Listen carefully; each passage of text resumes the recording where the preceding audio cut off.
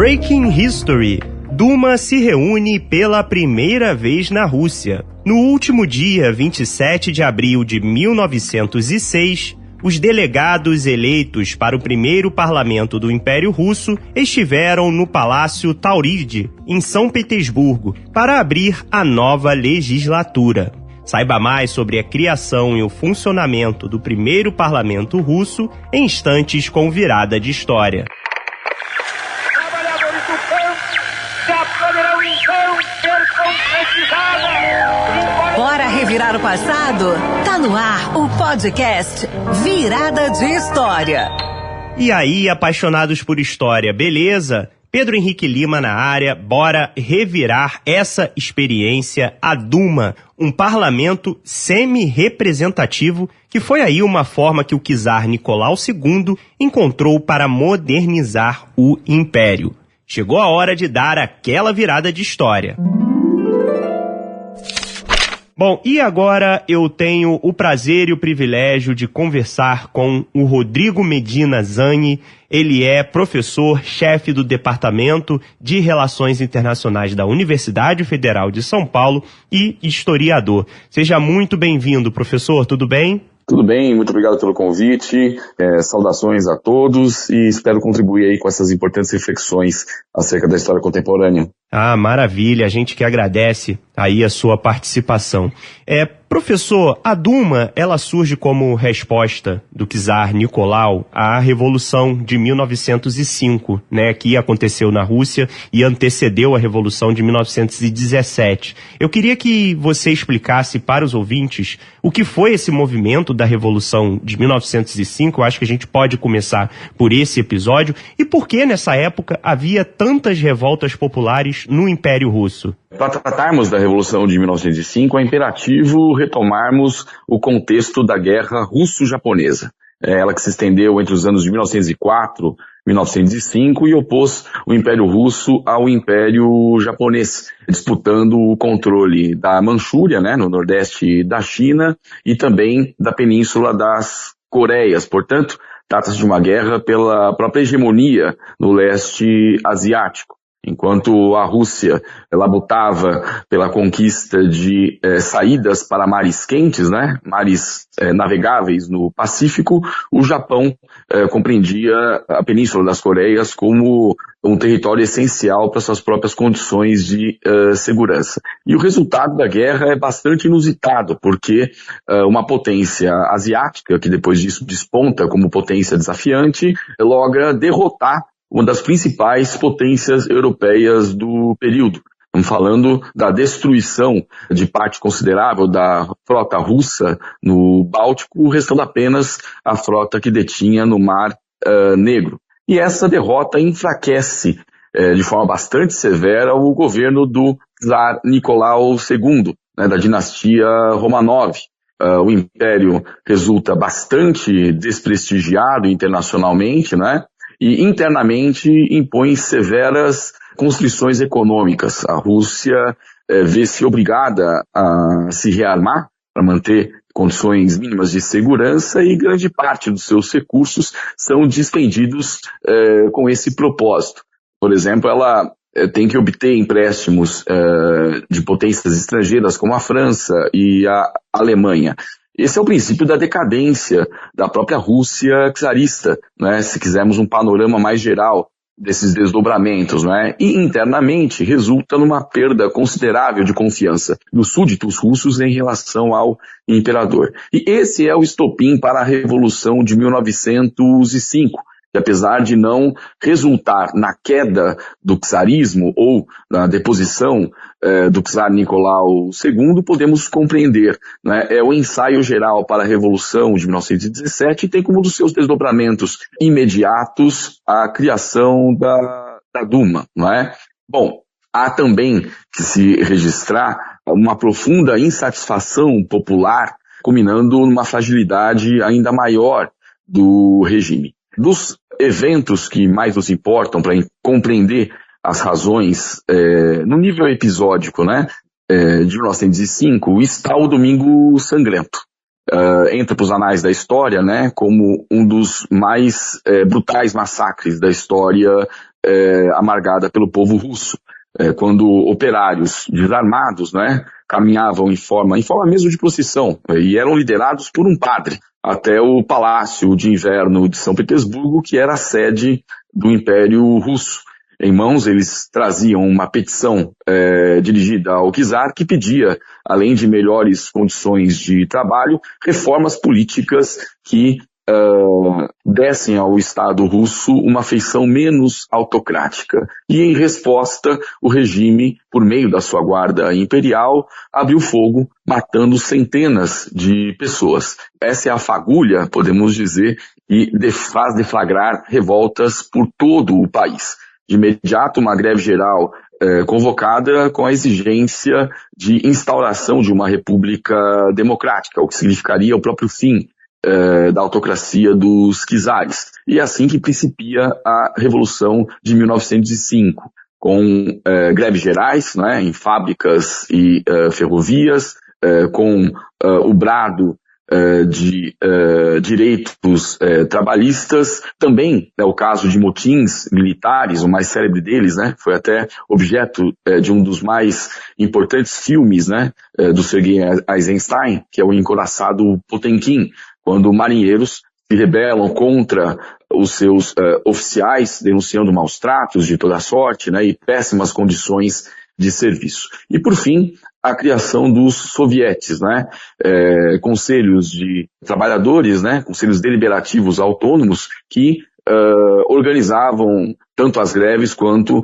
movimentos de resistência política. Esse é o pano de fundo que informa a necessidade de o czar Nicolau II assinar o Manifesto de Outubro, que, em termos de síntese, né, previa a garantia de liberdades civis, né, sobretudo liberdade de reunião e de expressão, e previa a criação da Duma, né, o parlamento que seria eleito para, né, enfim, teoricamente, limitar o poder do czar, né, até então de natureza absoluta. Eu tenho certas ressalvas em caracterizar a autocracia dos czares como um regime propriamente absolutista, exemplo das potências dinásticas centro-europeias do século XVIII, primordialmente, né, porque a Rússia sustentava uma religião oficial de cristianismo ortodoxo, mas tem muitos caracteres assemelhados e tem uma expressão bastante tardia, se nós considerarmos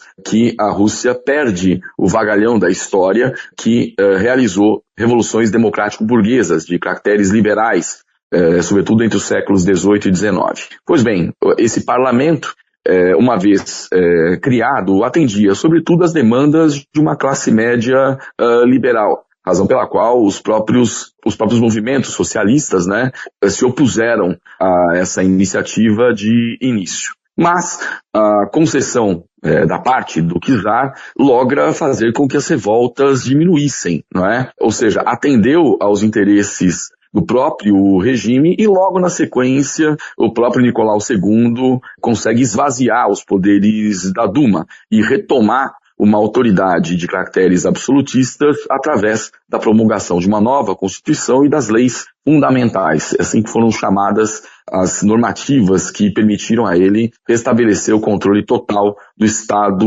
russo. Sim. Agora, professor, junto ao Manifesto de Outubro, ou até como um desdobramento, veio a Constituição Russa de 1906, né, inclusive decretada aí em abril, dia 23 de abril, né, essa Constituição Russa, e ela, de certa forma, faz algumas concessões, né, relacionadas a direitos civis, até mesmo questões de direitos humanos. Você diria, professor, que essa Constituição, essa abertura, esse tipo de abertura do czar seria uma forma de, ao mesmo tempo em que ele concedia direitos, ele reforçava o poder do czar sobre, talvez, a igreja, sobre o legislativo, sobre a Rússia como um todo? Faz lembrar uma velha síntese para nós muito cara entre historiadores, né, que remonta a Platão, no século IV a.C., né? Mudar para que tudo permaneça como antes estava, ou seja, faça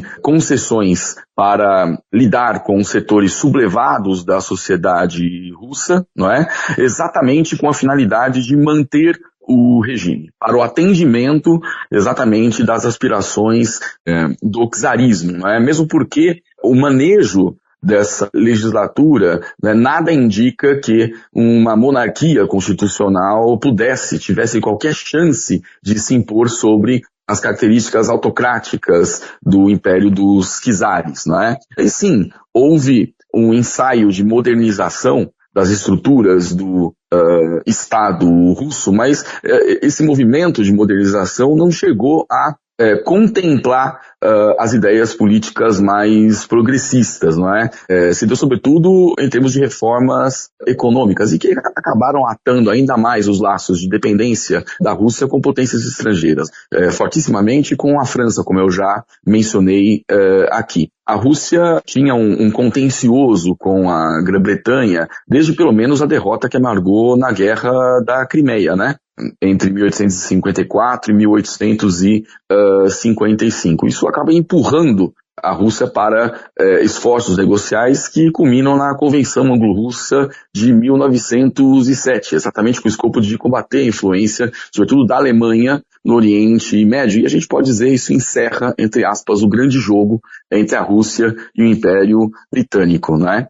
Há que se considerar aí uma série de contradições internas que desvelam praticamente a impossibilidade de, em termos gradualistas, para usar uma referência de uma das forças políticas do espectro russo, né, de forma gradualista, é uma referência aos mencheviques, né, por termo, a violência política ali institucionalizada. Desde o final do século XIX, essas contradições se acentuam. É o caso, por exemplo, da tragédia de Kodinka, né, que em 1996, né, 4 dias depois da coroação do próprio Nicolau II, quando durante as festividades que se seguiram à coroação, houve o pisoteamento de 1.400 pessoas numa dessas festividades, né? No mesmo dia, à noite, Nicolau II participava de um baile oferecido a ele na embaixada francesa. Ou seja, o próprio Nicolau II mais adiante diria que aquilo teria sido um mau agouro, né, para o seu malfadado governo. Some-se a isso os pogroms antijudaicos que varreram a realidade russa e os resultados do Domingo Sangrento, que eu aqui mencionei, de 1905. Todo esse caldo, né, político acaba fomentando a organização de grupos que se arregimentaram, alguns na forma, inclusive, de partido, e que vão passar a disputar no espectro político a própria forma e conteúdo do Estado russo, né? Acho que seria o caso até de falarmos sobre essas forças, porque elas são importantes para entender que contradições se avolumaram no ambiente do que teriam sido 4 dumas, né? Se nós levarmos em consideração que esse esforço não foi contínuo, né, de manutenção de uma estrutura parlamentar de tomada de decisão, e acabou operando no plano institucional a esfera mais conflitiva, né, do Estado russo, na oposição constante entre parlamento e o czar. Eu estava justamente para falar sobre introduzir essa questão, né, sobre as forças políticas que na época disputavam projetos e a forma desse Estado russo. Aí eu queria ouvir de você quais pessoas poderiam participar da Duma, quais grupos compunham esse parlamento. Na época havia, por exemplo, bolcheviques, que eram mais à esquerda, mencheviques, que eram sociais-democratas. Se eu não me engano, os bolcheviques, eles boicotam, né, a Duma no primeiro momento. Eu não sei se esse posicionamento vai mudar, mas enfim.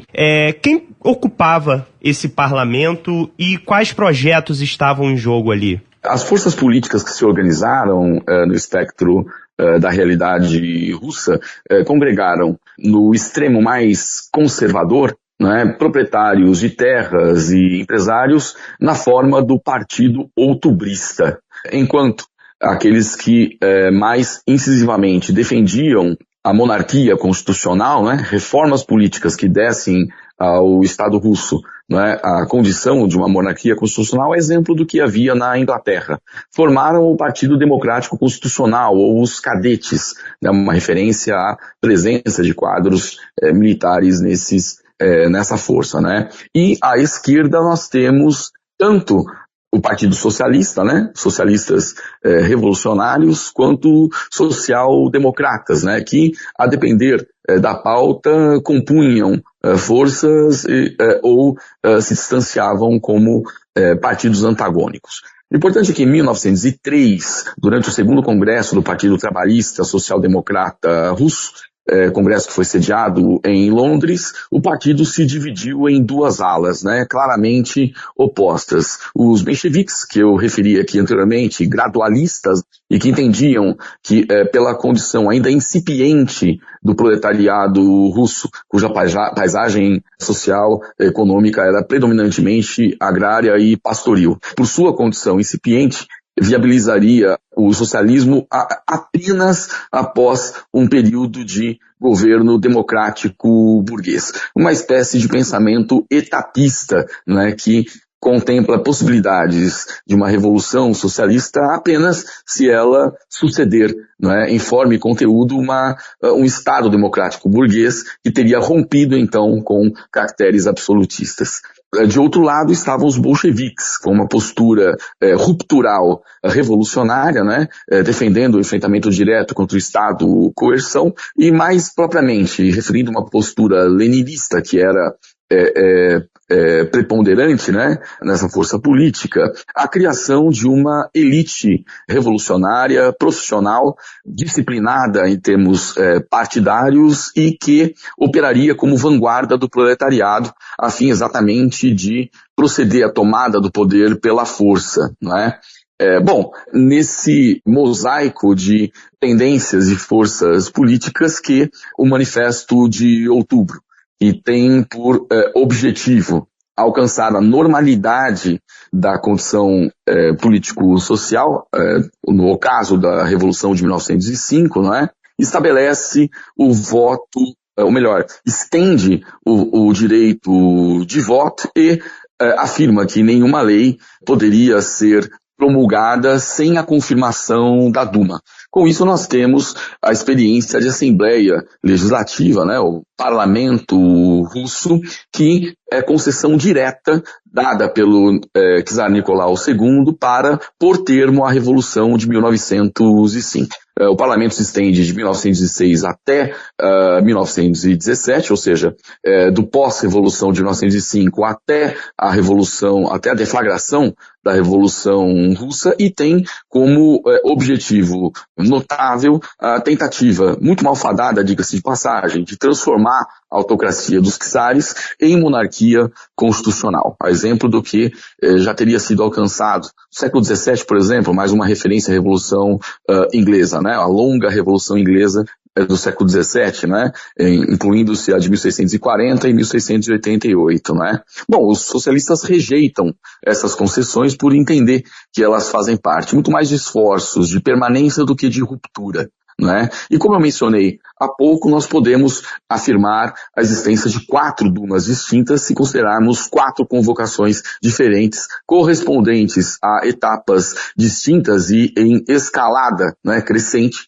de conflitos entre o parlamento e o executivo, né? O czar, uma primeira e segunda Duma teriam se estendido de 1906 a 1907, quando tem lugar, em termos de representação parlamentar, os interesses de camponeses e intelectuais, esses considerados mais radicais, né, pelas posições que defendiam, sobretudo o que concerne à realização de reformas agrárias mais profundas, não é? E em ambos os casos, a Duma foi dissolvida depois de pouquíssimos meses, né? Vamos sublinhar o seguinte: o Manifesto de Outubro, como eu disse há pouco, prometia que nenhuma lei seria aprovada sem a Duma. E logo em 1906, o Nicolau II promulga as leis fundamentais, né, e reverte boa parte das concessões dadas pelo Manifesto de Outubro, sobretudo com a Constituição de 1906.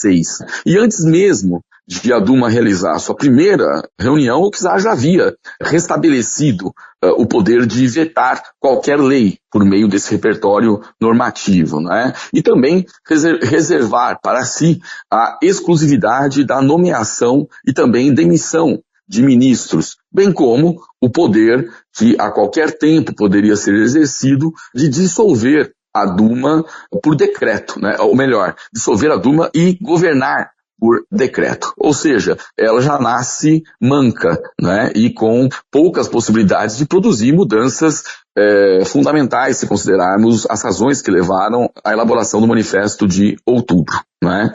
Temos uma segunda Duma que se estende de 1907 a 1912, e que tenta resolver o problema de setores mais sublevados da sociedade russa tomarem assento no parlamento, mudando as leis eleitorais, não é? E facultando a participação em termos de representação parlamentar, primordialmente a grandes proprietários de terras e representantes da nobreza. E não por acaso, com essa natureza e composição, foi a única representação parlamentar da Duma que chegou a cumprir o seu mandato de 5 anos. Isso porque a representação subsequente, não é, o que a gente pode chamar de uma quarta Duma, que vai de 1912 a 1917, já tem que lidar, primeiro, com as tensões que decorrem da Primeira Guerra Mundial. Ela atravessa o conflito armado e depois vê o seu fim com a Revolução Russa, não é?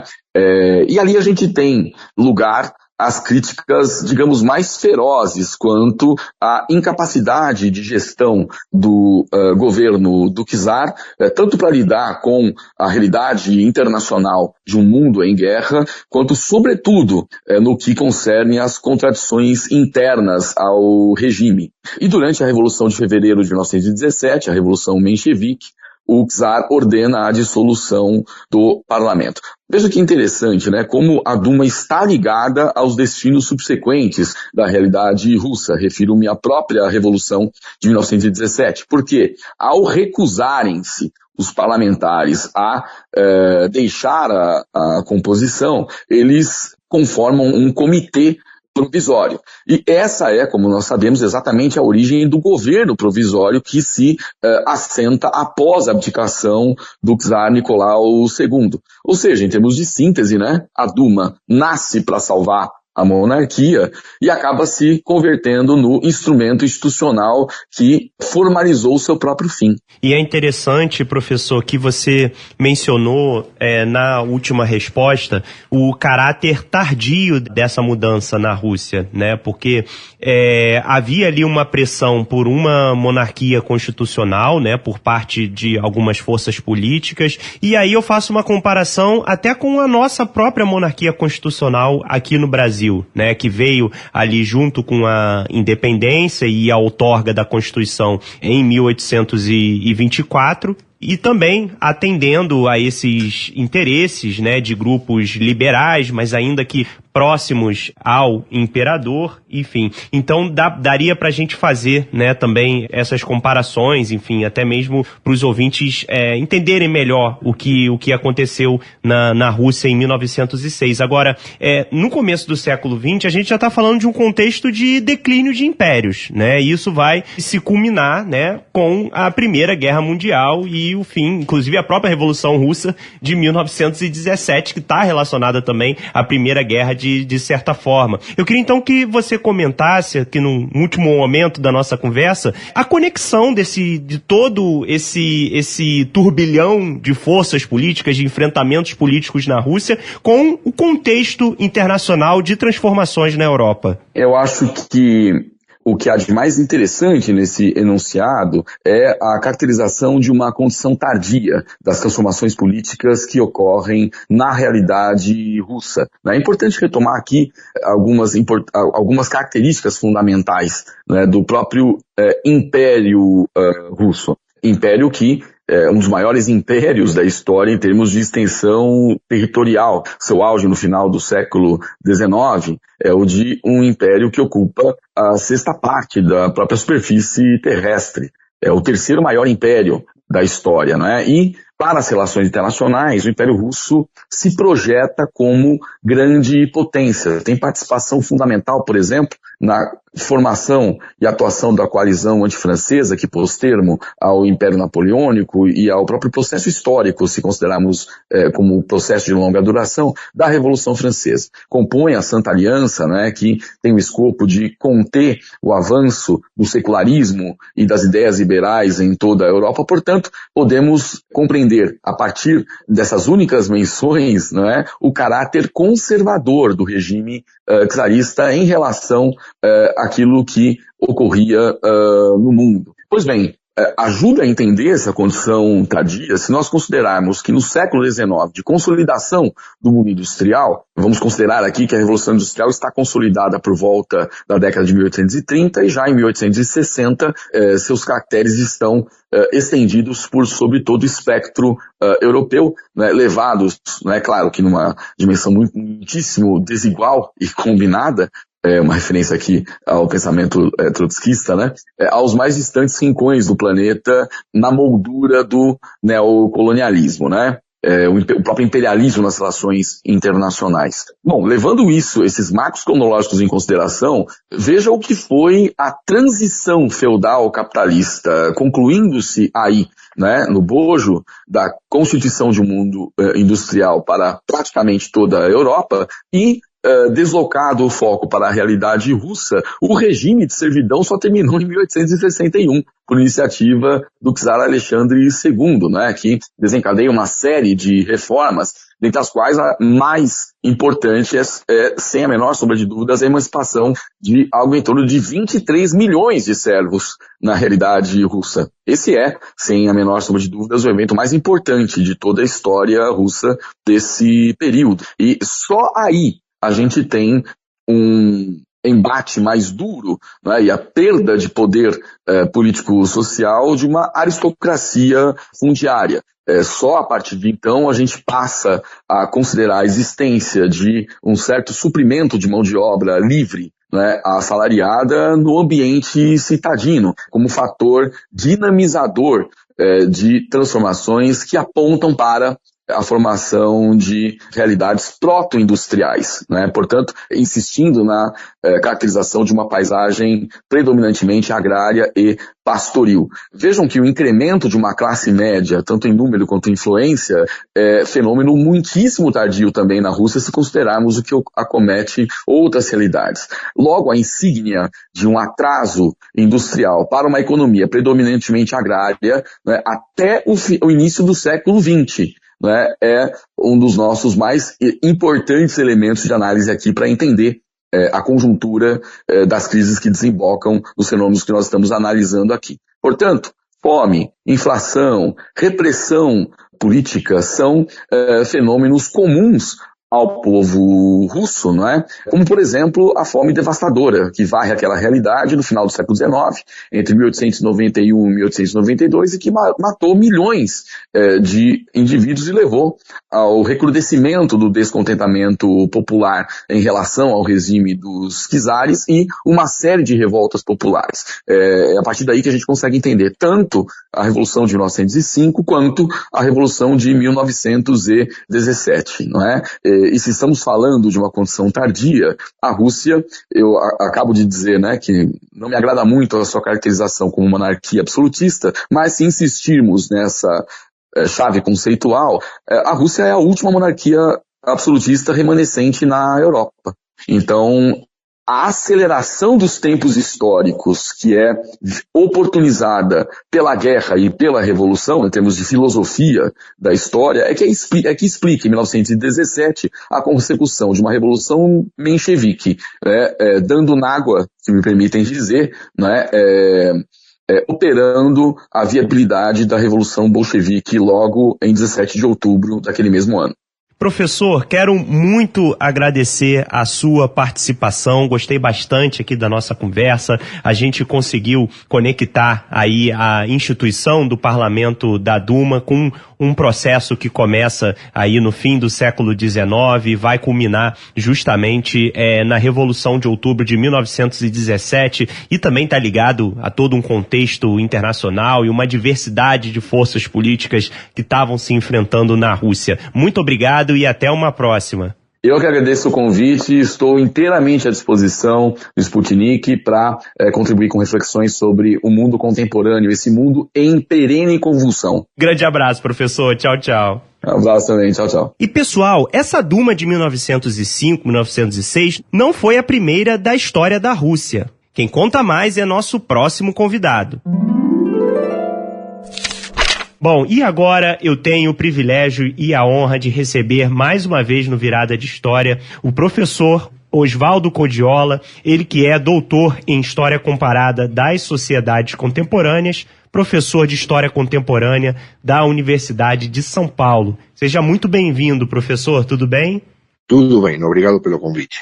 Imagina, a gente que agradece aí a sua participação. Professor, a criação da Duma estatal, ela está conectada com a Revolução de 1905 e o Manifesto de Outubro do Czar Nicolau. Esse manifesto vai garantir algumas transformações, algumas liberdades, mas ainda limitadas. E o novo parlamento é ocupado, sobretudo, pela classe média liberal. Mas esse processo revolucionário, que acontece em 1905, ele conta com uma participação popular muito grande, protestos de camponeses, que vão culminar inclusive no Domingo Sangrento, teve a greve geral de São Petersburgo, mas afinal de contas, na sua visão, quem foi realmente o grupo vitorioso dessa Revolução de 1905? Foram os liberais que ocuparam a Duma?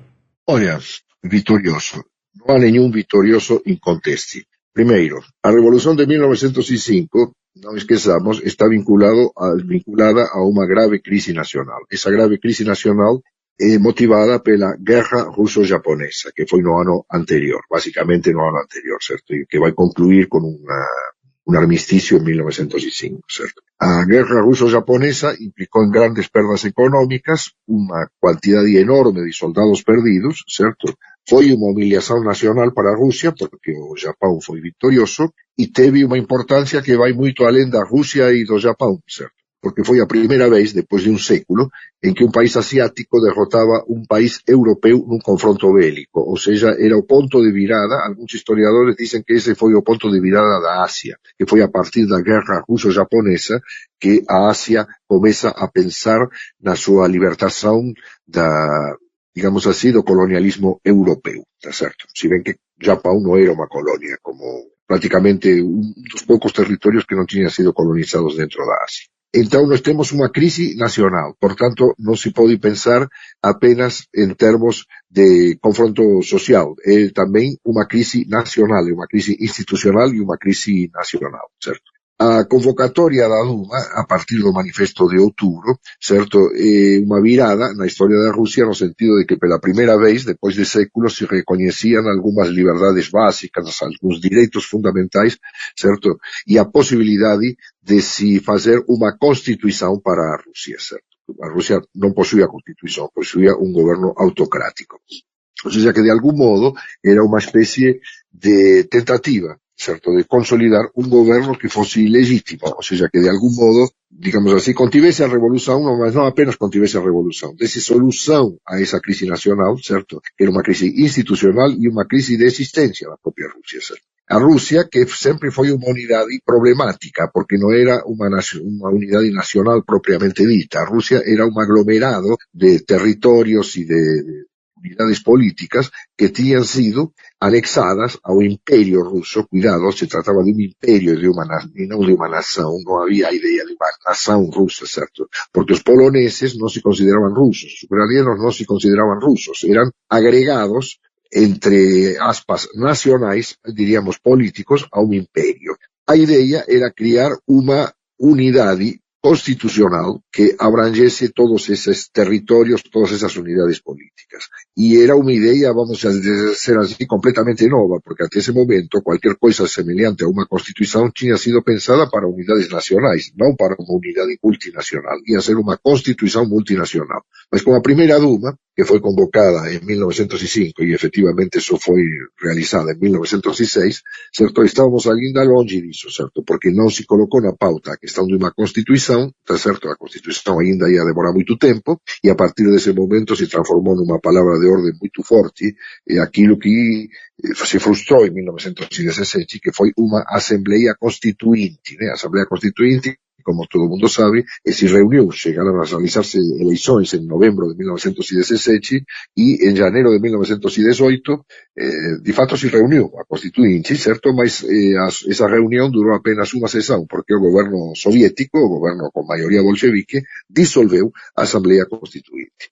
Então, portanto, nós temos uma situação em 1906, que é quando se reúne a primeira Duma,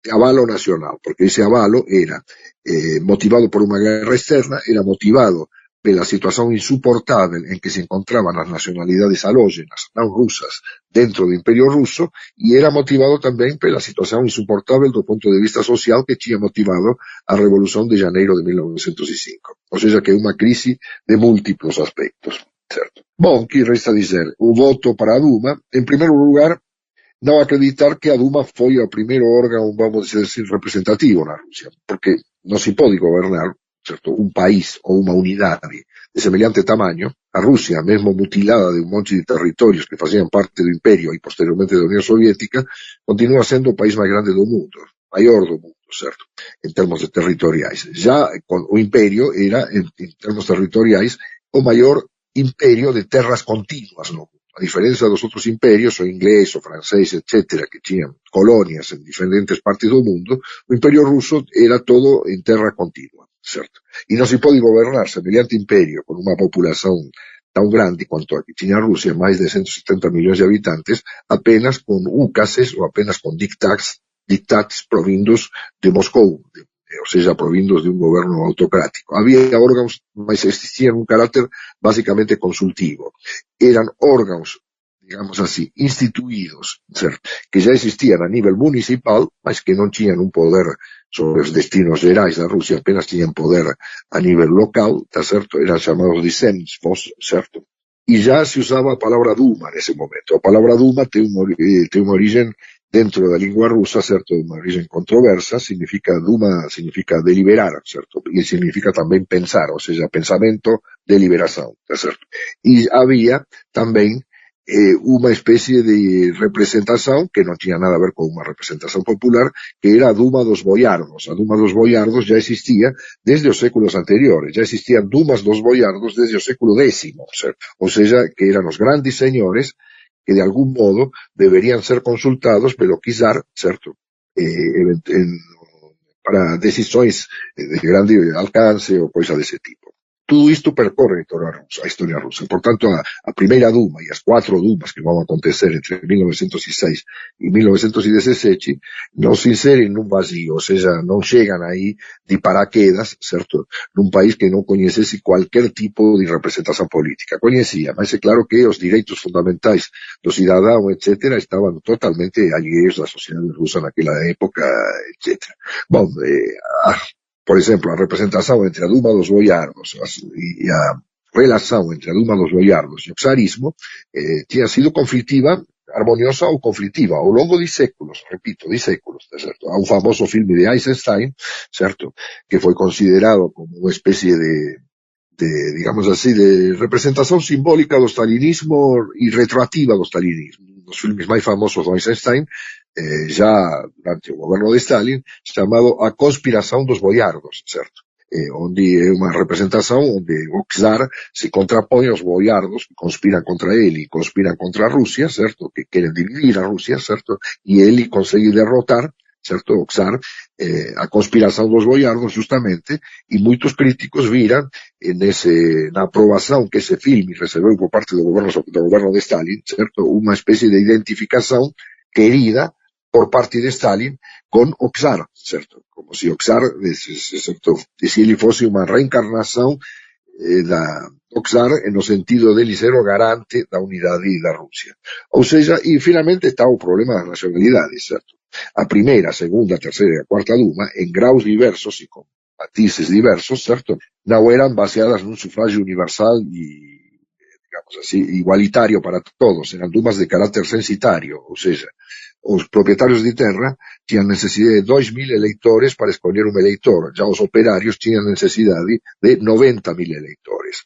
Somente era permitido o sufragio masculino e a partir dos 25 anos de idade. Então, já com todos esses dados e o caráter censitario do voto, podemos imaginar que não se tratava de uma representação popular remotamente semelhante ao que já existia na Inglaterra, ao que passou a existir na França depois da Revolução Francesa, ou seja, era uma espécie de folha de parreira de um governo autoritário que buscava uma legitimidade política, certo? Bom, depois disso, para concluir esta resposta que já está muito longa, certo? Que esperava a oposição liberal era que, mesmo limitada, essa Duma abrisse un camino que conducise a Rusia progresivamente, certo? De uma monarquía absolutamente autoritaria e absolutista, sem representação política real, certo? Para uma monarquía de caráter constitucional e, no final do percurso, para uma república parlamentar. Na verdade, a Rusia non coñeceu ese percurso, certo, que tiña caracterizado algunhas nações ocidentais, porque, como todo o mundo sabe, certo, 11 anos depois da convocatoria da primeira Duma, houve a Revolución de Outubro de 1917, que alterou por completo os destinos da Rússia e, a través da Rússia, os destinos do mundo, na verdade. E eu queria conectar justamente com esse momento de 1917, que a esquerda na Rússia, ela vai, no Império Russo, ela vai se posicionar de maneira, assim, de formas divergentes em relação à Duma. No caso dos bolcheviques, há o boicote ali nas primeiras eleições e depois uma posição mais crítica. Os mencheviques, de certa forma, tentam compor com esse parlamento, né? Uma espécie de conciliação com essa burguesia. Eu queria então que o senhor comentasse sobre esse posicionamento da esquerda em relação à Duma e se isso, de certa forma, aprofunda essas diferenças entre bolcheviques e mencheviques. Olha, veja bem, a primeira Duma foi boicotada pelos bolcheviques e depois Lenin veio a considerar esse boicote como um erro de caráter tático, tá certo? Não deveriam, segundo ele, tê-la boicotado. Ou seja, que não há uma importância tão grande da Duma na questão dos bolcheviques e mencheviques. O melhor momento da esquerda dentro da Duma não é na primeira, é na segunda Duma. Na segunda Duma, o que era chamado de esquerda, lá na Rússia, certo?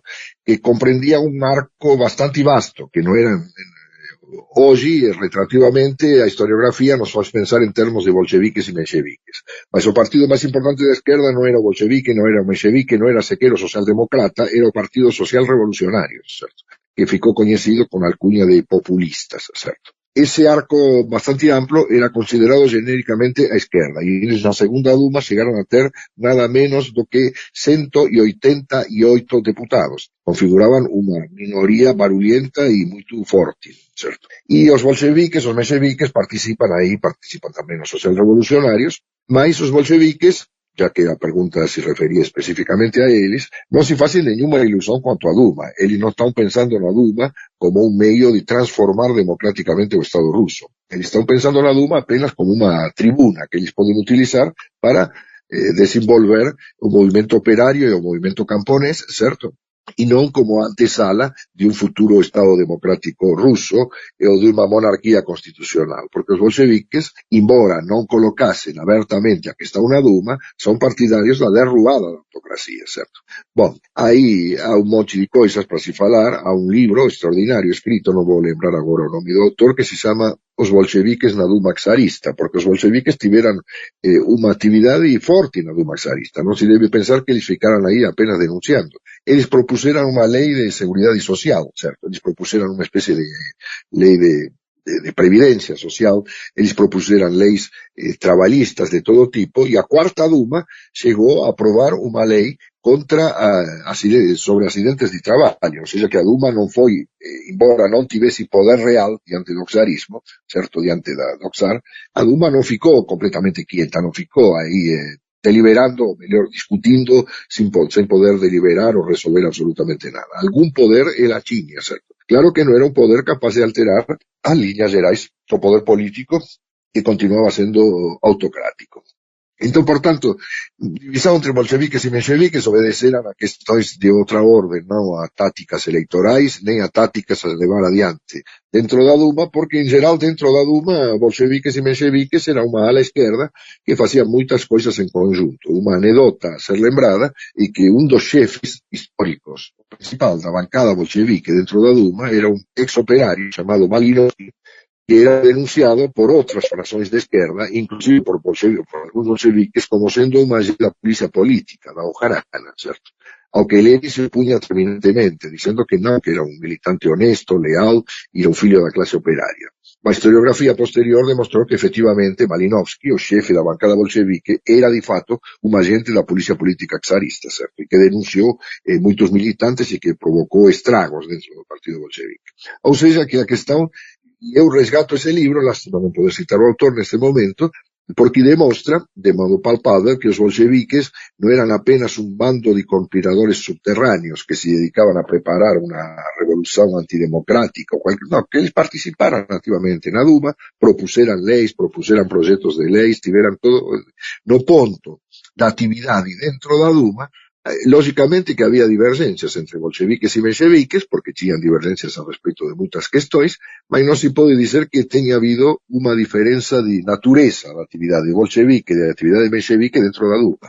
Ao contrario, eran socialdemócratas, eran até 1912, eran considerados alas de un mesmo partido, que era o Partido Socialdemócrata Ruso. En 1912, os bolcheviques realizan un congreso onde efectivamente parten para a ruptura total de regras, ou seja, que se constituem como um partido independente.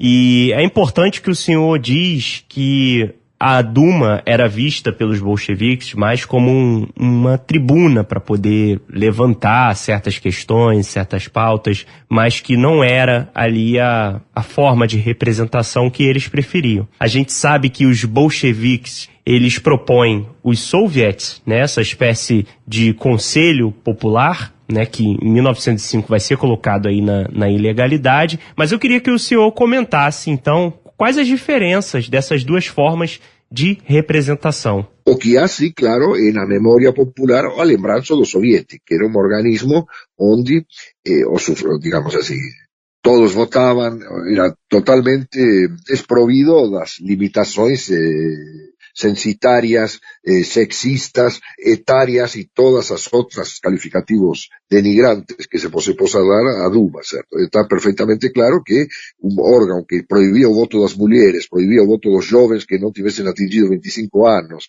instauraba o voto censitario, facía con que algunas nacionalidades rusas sequer tivesen direito a voto, non tiñan direito a voto, nada disso podía ser considerado como un organismo de carácter democrático. E os bolcheviques, os mencheviques, todos os demócratas, claro está, criticaban iso.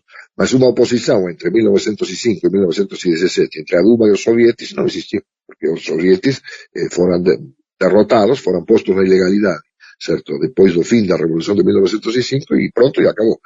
O que ninguén era capaz de prever, porque, cuidado, non podemos facer a historia actualmente como se os protagonistas daquela época tivesen lido os libros que nós limos, certo? De que alguma persoa pudese supor neses anos que van de final de 1905 até 1917 que habería unha nova revolución e que esa nova revolución reconstituiría os soviets. Os bolcheviques, os mencheviques non sabían nada disso, non tiñan a menor idea. Eles facían o que podían. Utilizaban a Duma na medida en que fose posible e non deixaban de lado a palabra de orden de abaixo o tsarismo, final do poder tsarista, independencia das nacionalidades, asamblea constituinte, en fin, tudo máis. Si iso ia dar lugar a unha revolución como de que aconteceu de fato en 1917, ninguén sabía nese momento. Eles agían nas condições que era a Rusia daquele momento. Eu quero lembrar unha coisa. En 1890 e pouco, há un texto famoso, prólogo, de Friedrich Engels, certo? Há un famoso texto de Marx que estaba sendo reeditado, certo? Reeditado na França, na Europa Occidental, quero dizer, certo? A Guerra Civil na França, que era o texto famoso de Marx sobre a Comuna de París de 1871.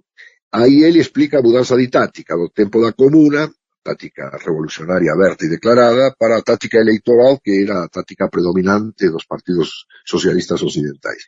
E nesa explicación desa mudanza de táctica, pela mudanza dos tempos e tudo máis, Engels faz unha referencia directa a Rusia, certo? E menciona o que eu acabei de mencionar, os Zemstvos e a posibilidade de que se convoque a unha especie de Asamblea Geral de todos os Zemstvos, ou seja, órganos consultivos de carácter municipal da Rusia, de toda a Rusia, certo? Estamos falando de un prólogo que foi escrito no ano 1891. E ele expresa a súa esperanza, fácil de se achar el prólogo bastante famoso, porque do ano 1891, de que os socialistas rusos teñan unha grande representación parlamentar nese Zemstvo central, nesa especie de Duma, que ainda non tinha ese nome, certo? Ela chamaba de Zemstvo, porque o único que había na Rusia eran os Zemstvos, ou seja, os consellos municipais, certo? De que había a posibilidade de que na propia Rusia pudese ser iniciado o uso da táctica dos socialistas occidentais, ou seja, que os socialistas rusos, que aínda non estaban divididos en bolcheviques e bolcheviques, faltaba moito tempo, iso vai acontecer apenas 10 anos depois, certo, máis de 10 anos depois, en 1902, certo, que aínda nesas condições se podese constituir un partido socialista ruso con unha importante representación parlamentar. Está claro que era unha expresión de desexos. Esa frase que ben curta, dentro de un parágrafo no cual Engels tenta demostrar que probablemente na Rusia haya un desenvolvimento democrático limitado e que dentro dese desenvolvimento democrático limitado unha táctica parlamentar como aquela que estaba rendendo tan bons resultados na Alemanha, na França, na Inglaterra, pudese ser usada tamén na Rusia, certo? Obviamente que o desenvolvimento histórico tomou outro rumo, certo? Que aquele que era imaginado, mas apenas como probabilidade e não como certeza, por Engels em 1890. Agora, professor, a gente está chegando no finalzinho da nossa entrevista, mas eu queria falar antes dos anos finais dessa Duma estatal. Ela aprova a entrada do Império Russo na Primeira Guerra Mundial, né? Imagino que não tinha muito o que fazer, dado que ela tinha um poder limitado, né, em relação ao czar, e ela também vai ter um papel no governo provisório após a Revolução de Fevereiro de 17, né, sendo dissolvida definitivamente em outubro daquele ano, 1917. Eu queria então que o senhor falasse desse final da Duma, dessa caminhada aí, pegando desde a Primeira Guerra Mundial até o fim definitivo dela em 1917 e o papel que ela teve nesse governo provisório também. Primeiro, a Duma aprobou a entrada da Rússia na guerra do mesmo modo que o fizeram os parlamentos da Inglaterra, da França, da Alemanha, ou seja, nesse ponto não se pode dizer que teve alguma atitude. Lógicamente que ela estava condicionada pelo poder czarista de modo absolutamente claro. Certo? Em segundo lugar, qual era o papel da Duma durante a guerra? Certo? Porque nós tivemos na Alemanha, por exemplo, e também na França e na Inglaterra, graves controvérsias no interior dos parlamentos a respeito da guerra. O máis famoso de todos é o dos deputados alemães que se negaran a votar os créditos de guerra, ou seja, que votaran pela saída de Alemanha da guerra ou que a Alemanha sequer participase nela. Os máis famosos foran Rosa Luxemburgo, Karl Liebknecht, que foran finalmente asasinados en 1919, mas non foran os únicos. Nada disso aconteceu na Duma rusa. Mas a Duma rusa durante a guerra tinha un papel que era terrible, porque non somente ela estaba desprovida de poderes, ou seja, o czar podería disolvela cando ben entendese, podía gobernar por medio de decretos leis, as leis que a Duma aprobase terían que pasar pela aprobación do czar, non existía ningún goberno, existía un goberno, o czar tinha un gabinete con ministros, certo? Mas ese gabinete con ministros, había ministros de todas as pastas que se posan imaginar, certo? Ese gabinete non era responsable perante a Duma, ou seja, non prestaba contas do que facía perante a Duma. A Duma non podía convocar un ministro para que explicase isto ou aquilo. Para piorar as coisas, todo o mundo sabía que o goberno czarista estaba fortemente controlado por unha persoa de cuya sanidade mental todo o mundo dubidaba, que era o monge Rasputin, certo? E deixemos de lado as características dese personaje. Por tanto, a coisa de qual foi o papel da Duma durante a guerra? O papel da Duma durante a guerra foi de espectadora, porque non podía facer absolutamente nada, e cada vez de máis espectadora, certo? E non protestaba diante desa situación. Quen estuda, a menos estudada as revoluções de 17 é a de Fevereiro. Por qué? Porque, obviamente, todo o mundo se concentrou no estudo da Revolución de Outubro pola trascendencia histórica que la teve. Mas quen estuda a Revolución de Fevereiro sabe perfeitamente bem que era uma situação terminal o que estava acontecendo antes de fevereiro, não somente do ponto de vista social, do ponto de vista das derrotas da Rússia na guerra, também do ponto de vista político. Os historiadores fazem notar que o czar era tão, digamos assim, tão temeroso de qualquer tipo de representação que ele sequer reunia o gabinete, porque tinha medo de qualquer coisa que fosse uma reunião superior a 3 pessoas. Ele deliberaba, digamos así, recebía cada ministro en separado, o sea que nem sequer había reuniones de gabinete, reuniones de un conselho de ministros, que era una instancia superior a Duma, había un conselho de ministros que tenía un poder superior a propia Duma. Él sequer reunía ese conselho de ministros, se reunía con cada un por separado, y les decía lo que tenían que hacer, les prestaban algún informe y él le daba as órdenes. Era un governo, era una especie de unicato, de governo de una pessoa só. Bom, muitos historiadores anticomunistas afirman que si non tivese estado Nicolau II, ou seja, unha persoa con un pouco máis de cerebro, tivese estado, a revolución non teria acontecido. Por qué? Porque tinha sido elevado as características autocráticas do regime, depois de todos eses enxertos democráticos, dos Sejmos, da Duma, etc., tinham sido prácticamente destruídas, e Nicolau II pasou a gobernar sozinho. En 1917, na véspera da Revolución de Febreiro, o que tínhamos era o governo de unha persoa, prácticamente. O seu grande influenciador, que era o monge louco, Rasputin, tinha sido asesinado un ano antes por membros da nobreza. Ou seja, era unha situación terminal. Era unha situación terminal inclusive no interior da propia nobreza. Ou seja, a nobreza já non sabía o que facer con o propio czar. Era un homem que estaba totalmente por fora.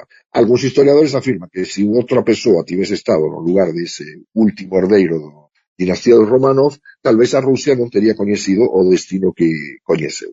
Agora, o que aconteceu? Posteriormente, se dá a queda do czar, que era unha... E junto con a queda do czar, que tentou a último momento nomear un parente, certo, un irmão para gobernar o país, que non aceitou, certo, se produciu a queda do propio czarismo. E a Duma ficou como... E o que se elegeu foi un goberno provisorio que foi encabezado, non por acaso, por un nobre, o príncipe Lvov, o primeiro gobernante. Depois da queda do czar non foi nenhum bolchevique, ni menchevique, ni social revolucionario, nem sequer era un nobre esclarecido, vamos a decir así, era un nobre liberal, só iso, certo? Que era famoso porque tinha grandes propiedades, porque tinha unha política así paternalista nas propiedades que ele posuía, certo? O príncipe Lvov, certo?